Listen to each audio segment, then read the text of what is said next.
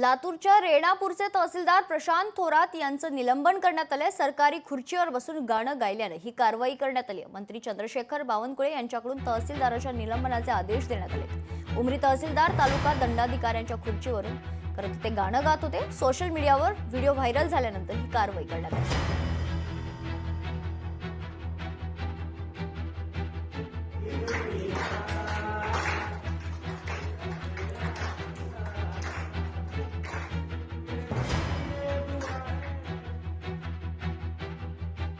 नेमकं काय आहे प्रकरण जाणून घेऊयात। नांदेडच्या उमरी येथून लातूरच्या रेणापूरला प्रशांत थोरातांची बदली झाली होती। 29 जुलैला बदली झाली तर 30 जुलैला थोरात कार्यमुक्त झाले। 8 ऑगस्टला आयोजित निरोप समारंभात थोरातांनी गाणं गायलं। तहसीलदाराच्या खुर्चीवर बसून गाणं गायल्याचा व्हिडिओ सोशल मीडियावर व्हायरल झाला। तर शासनाची प्रतिमा मलिन झाल्यानं थोरातांवर निलंबनाची कारवाई करण्यात आली।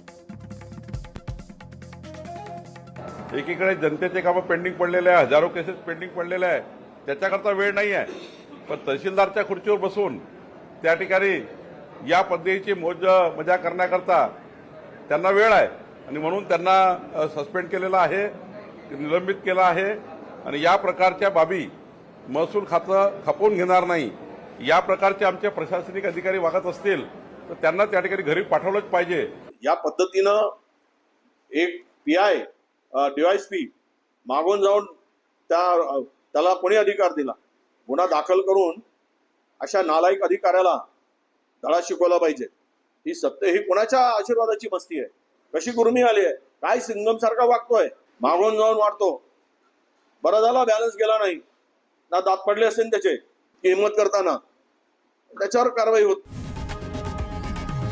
लोकशाही मराठी ऐका, पहा, जागरूक रहा।